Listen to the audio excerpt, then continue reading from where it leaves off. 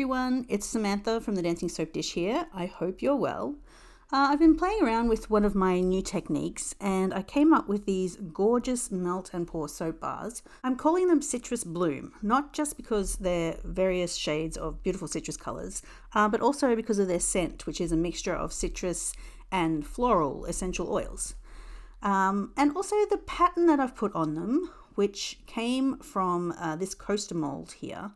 I think it looks sort of like the flesh of an orange, but also a beautiful blooming flower. This is the mold I used to create a beautiful mandala pattern in the center of a slab of soap. And then I cut the slab into 4 soap bars. And as you can see, the beautiful design is actually in the center of the soap bar because I used a technique called the half mold flip. Here is what's left of that soap bar after it's been used almost to the very end. See, there's just a tiny sliver left. It still has this great pattern on it. It kind of looks a bit like a lace doily, but it's basically the mandala pattern. Because it was in the center of the soap, it is going to stay as a feature of the soap until the very last sliver of soap is used. And it's just a really cool pattern we've got here. So today I'm going to be showing you how you can make beautiful melt and pour soap bars just like this, using a coaster mold and the half mold flip technique. This tutorial is part of my special series on the half mold flip melt and pour soap technique. You can find more information about the technique and more examples in a special playlist on this channel. Here are the 2 molds that I'll be using to make my Citrus Bloom soap today. I have a 6" by 6" square mold, and then also this beautiful mandala coaster mold here. You can use any coaster mold you like as long as it's got a flat back and it's small enough to sit inside your larger square mold. Before you begin, inspect your coaster mold very carefully for any little silicone tags or wispy bits around the edge. This section here is going to be in contact with the soap, and any little imperfections like this will show up in the detail of the soap. So these little bits here, just grab a pair of scissors and trim them off so that the edge of your coaster mold is nice and neat. Once you've done that, grab yourself some double-sided tape and apply it to the back of the coaster mold so it can be stuck down into the bottom of your larger square mold. Okay? And just make sure that the mold goes directly into the center. I've actually drawn myself up this little template which just has some little marks that can be viewed through the bottom of the semi-transparent mold, and that will ensure that the coaster mold is right in the middle. Now it's finally time for the soap, so I've weighed myself out 300 grams of a white melt and pour soap base. I've melted it down in the microwave and I'm just giving it a stir and checking that there's no unmelted chunks in it, but it's looking pretty good. I'm going to tint it a very light pink color. I'm thinking pink grapefruit since we're going for a citrus effect here. I just want a very light pink. So just adding 1 drop to see what color I end up with. That's pretty much exactly what I was looking for. I'm also going to add my essential oils to scent my soap at this stage. So as I said before, it's a blend of essential oils, of a variety of citrus and floral essential oils. All the details about the soap base and the fragrance that I use can be found in the description of this video. So check that out if you want. Now I'm just giving my soap a very thorough stir to make sure that all the coloring and the essential oils are fully mixed in.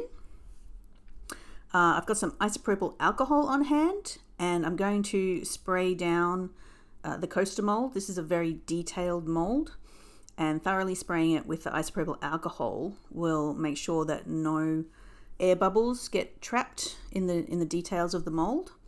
So I'm just very carefully going to fill up the coaster mold with my soap base, give it another spray with the alcohol and even a little bit of a tap on the bench. I really don't want any bubbles to ruin the detail of this mold. But once I've done that, I can pretty much keep filling the rest of the mold and around the coaster molds all the way until I've used all of the soap that I've melted. Just spooning out what's left to make sure I get everything. I'm going to give that a spray again with the isopropyl alcohol to get rid of the surface bubbles, And again, I'm going to babysit this for a while, just to check that no bubbles appear that have sort of like risen up from underneath the mold, like trapped air from underneath the mold. As you can see here, after a while, this little bubble here appeared. So I'm just going to try, it's under a skin that's formed, but I'm just going to try and pop it. There we go. Because bubbles can sort of rise up, you know, a couple of minutes later. So keep your eye on it and pop any of the large bubbles. But I'm going to set that aside and allow it to fully set. Okay, so it's fully set now. It's still a little bit soft and a little bit warm, but it's set to the touch. You can see here there are a few more bubbles that I missed that must have risen up later. That's okay, it's no big deal, but that's what I was talking about in terms of bubbles. I have to unmold this now, even though it is still quite soft. So I'm going to be very gentle with it because I need to get it out of the mold. If I turn it over, you can see that the coaster mold is still stuck to the bottom of the square mold, which is exactly what I want. Doesn't look like there's a lot of soap that's sort of seeped in between the two, which is good. But it is stuck down with double-sided tape, so I do sort of have to break the seal of the tape as well as the seal of the soap with the silicone square mold. So I'm very gently easing it out. It does take a while because the soap isn't fully set, but just be gentle with it and patient with it, and eventually you'll be able to pop the whole thing out. There we go. It did sort of bend the soap a little bit, so I'm just sort of flattening it back out again and using the baking paper so that I don't get any fingerprints on it. Okay, so the double-sided tape is still stuck down in this mold. I'm going to need to use this mold again, so I'm just pulling that out to clean the mold up. There are a couple of little wispy bits sort of around the edge here. They should be cleaned up first, but in this case I was a little bit excited and I didn't clean them up, which I'll probably regret later. So what I'm trying to do here is remove the coaster mold, which can be done. You need to sort of bend the soap to break the seal around the coaster mold, the seal of the soap around the mold, which is what I'm doing. And then you can sort of use your thumb to jimmy the mold up. Once you get it up in sort of one area, you can then work all the way around to separate the mold from the soap until the whole thing pops off, just like that. Okay, this is the part where I realized that I forgot to remove all those wispy bits. So I'm just sort of pushing them back against the rest of the soap to try and clean up and neaten up this line of my design. Anyway, here you go. So that turned out pretty well. There's some great detail there from that coaster mold. Okay, so the next step is to put this slab of soap back into my square mold. So I'm just giving it a bit of a tidy up. And I'm going to ease this back in here. It's still quite soft, so I'm going to use the baking paper to push it all the way down. Make sure that it's sitting nice and flat on the bottom of the mold. There we go. So who noticed that I actually put the soap back in the opposite way? So this is the flip part of the half mold flip technique. So I've done half a mold of soap, but then I've flipped it over and put it in, this time with the design facing up, whereas before the design was facing down, which is how I got it from the coaster mold. So I've flipped this over. Let's take a look at the detail here. No bubbles, as I was hoping for, but just amazing detail. That is a really great embellishment. You could just leave the soap like that. If it wasn't only half a slab, then you could totally just cut it up as is and it would be a gorgeous soap. But I've got something a little bit more exciting in mind. So what I'm going to do next is I'm going to get some transparent melt and pour soap base, just a small amount.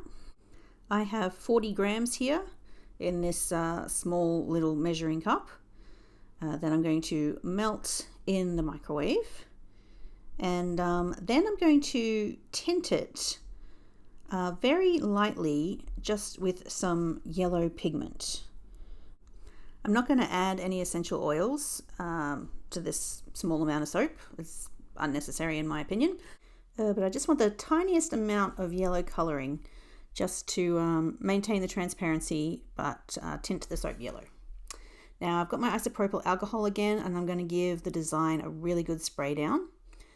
And then I'm going to pour onto a spoon so that the heat from this soap doesn't mark my design.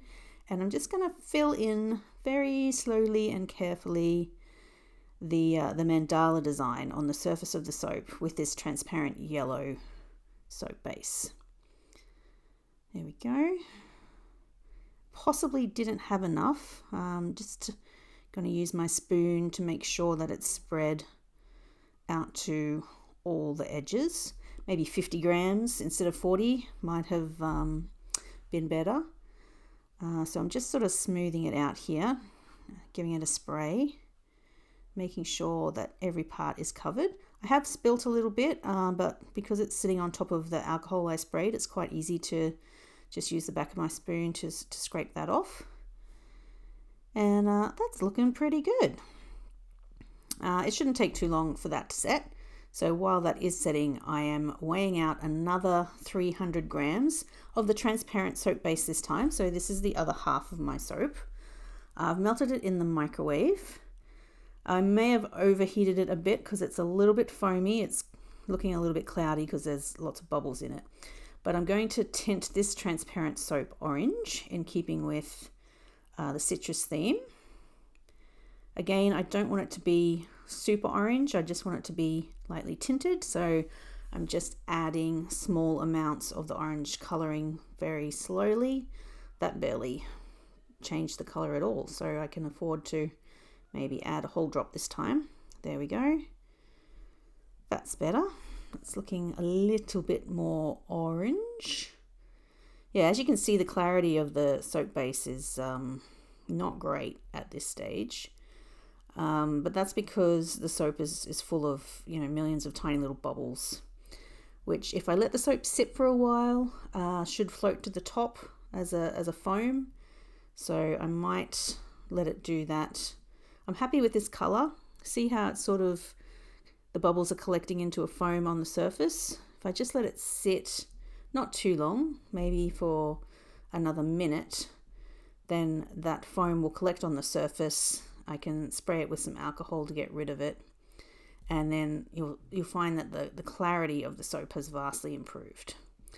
All right, so I'm just going to pour again over a spoon this last layer of my soap.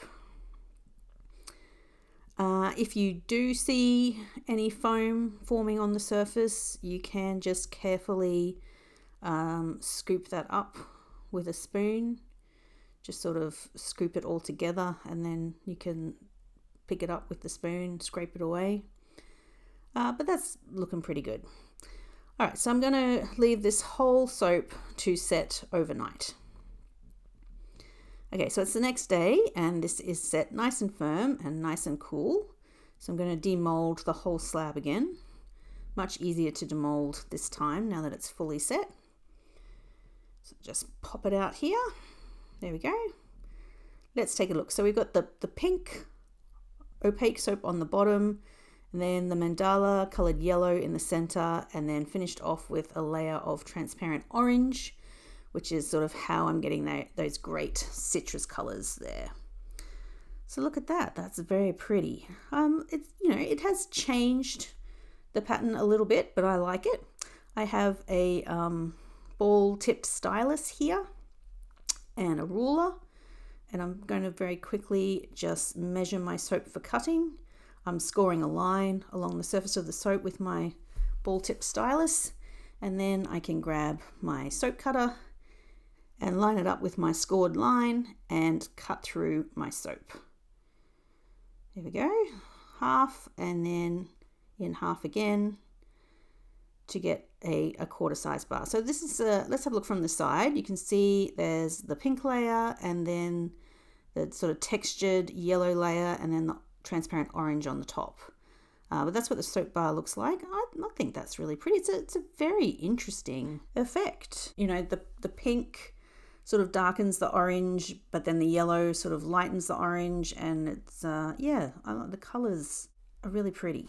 So here I have my soap bevel, and I'm going to use it to bevel the edges. See, there's little grooves here and a blade.